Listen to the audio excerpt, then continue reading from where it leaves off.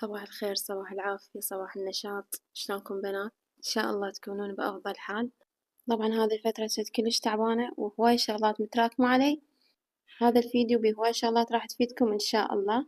وهسه نقول بسم الله ونصلي على محمد ونبدأ الفيديو. أول شي لازم أبدي يومي بالشاي، شوية أصحصح وأقوم على حل. وأول شغلة بديتها هي الخياطة، وأول ما بديت أفصل ردت أصور وياكم طريقة الفصال والخياطة. فبعدين شفتها راح تاخذ وقت كلش هواية. قطعة القماش إذا تاخذ مني نص ساعة بالخياط بدون تصوير، بالتصوير تاخذ مني أقل شي ساعة ونص.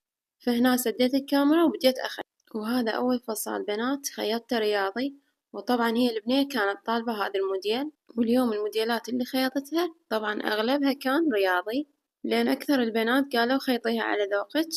فأنا استغليت الفرصة لأن الرياضي بسرعة ما ياخذ وقت، وأنا ما عندي وقت فقلت خل أخيطهن رياضي. وهذا الموديل الثاني بنات هم رياضي مسطرة بالكتف، وبنهاية الردن بنات هم خليت مسطرة حتى تبرز اللون الأسود أكثر. وهذه الدشداشة بنات قصيرة كلوش مثل ما جاي تشوفون. وهذا الموديل هم رياضي بنات مثل ما شفتوا بنات، رياضة باللاستيك. خليت بالردن همين دانتيل أسود. وهذا الموديل كلش خفيف ومريح باللبس. وهنا هذا الموديل أو الفصال هم رياضي، بس الفرق عن ذاك الموديل اللي قبله هنا عند اللاستيك بس بالكتف.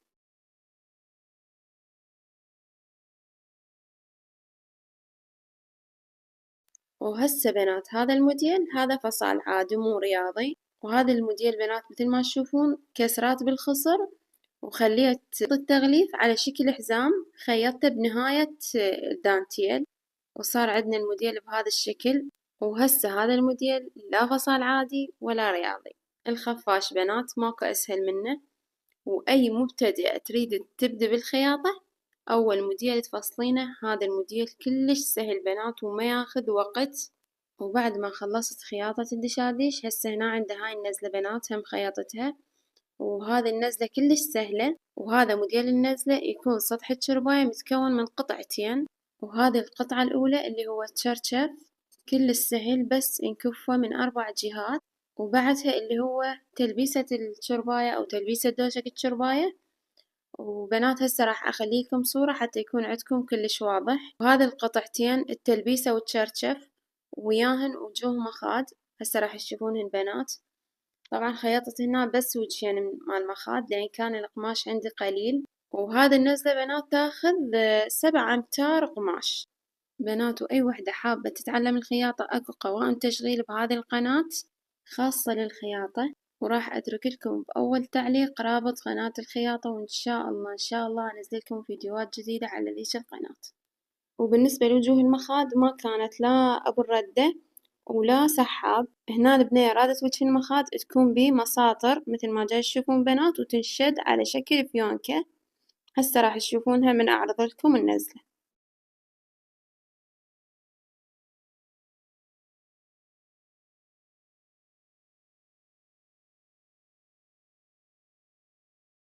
وهنا بعد ما كملت الخياطة لأن كانت عندي قطع كلش هواية متراكمة ما مخيطتها، هسه راح أشتغل وياكم كبة الجريش.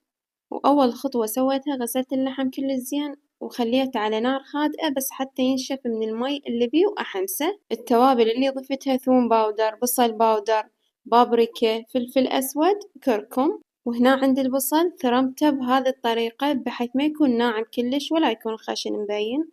وراح أضيف البصل وأتركه ينحمس ويا اللحم. ومثل ما قلت لكم بداية الفيديو صار فترة ما مشتغلة لا تفريزات ولا خياطة، حتى القناة تاركتها تقريبا صار شهر.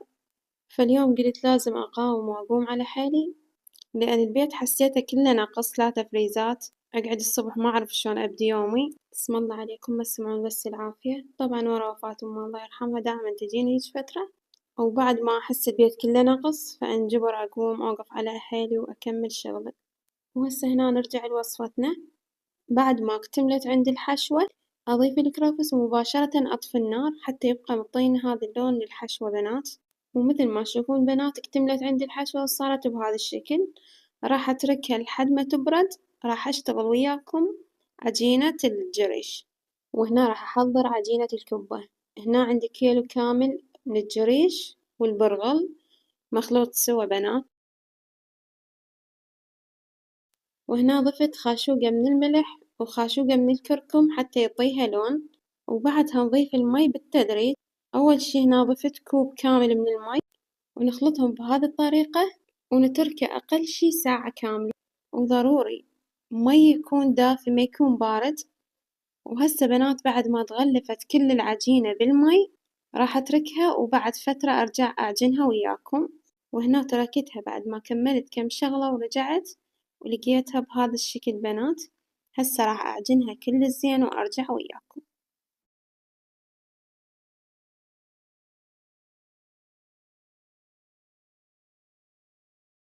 وهنا بعد ما اكتملت عندي عجينة الكبة والحشوة بردت كل زين، راح هسه أبدي ألف بنات. إذا لاحظت التصوير طبعا هسه تقريبا الساعة 9 بالليل، والتصوير بالليل نهائيا ما يكون عندي واضح بسبب الإضاءة، بس لازم أكمل اليوم لأن باكر عندي طلبيات، وإن شاء الله راح أنزلها لكم حتى تستفادون منها.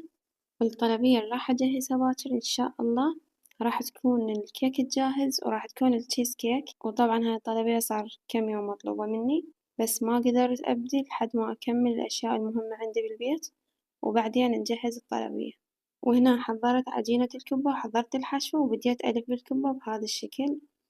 وضروري بنات الحشوة لازم تكون عندكم باردة حتى ما تنفل هذي الكبة، لأن أكثر سبب يخلي كبة الجريش تنفتح عندكم هو الحشوة حارة. وإذا الحشوة كانت باردة فالعجينة قد ما راح تمدونها راح تسيطرون عليها تطلع عندكم كباية كلش خفيفة، لا راح تكون صلبة بالاستواء ولا راح تنفل عندكم.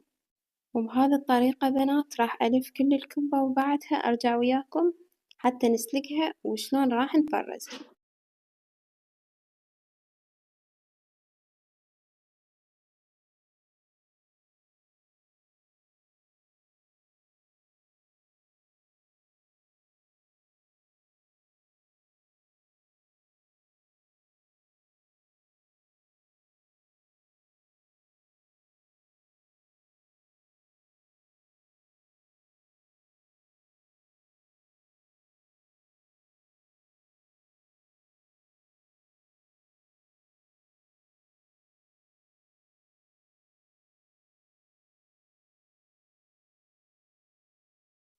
وهنا اكتملت عندي كل الكبة. هسه راح أسلقها وياكم. هنا ضفت مي حتى يفور، وضفت خاشوقة من الملح وخاشوقة من الكركم، وبعدها ضفت نص استكان من الزيت. الزيت يطلع على الكبة والشي الثاني ما راح يخليه تلتصق واحدة على الثانية، وراح تطلع عندكم بهذا الشكل. هسه بنات هذا أول وجبة طلعتها بنات. وملاحظة كلش مهمة من تسلقون الكبة ضروري يكون المي يفور حتى تتماسك عندكم الكبة وما راح تنفتح نهائيا. راح أطبخها كلها بهذي الطريقة وبعدها أرجع وياكم حتى نشوف شلون راح نفرزها.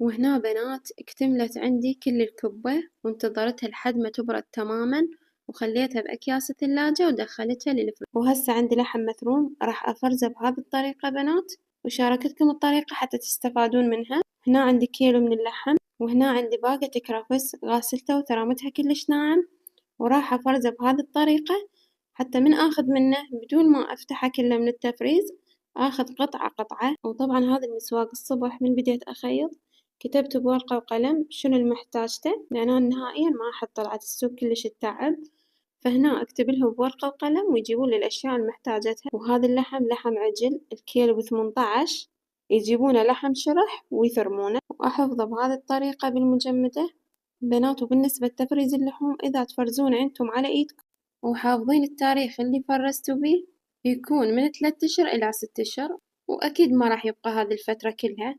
يعني أنا هذي اللي أفرزه الكيلو أكثر شي يبقى عندي شهر.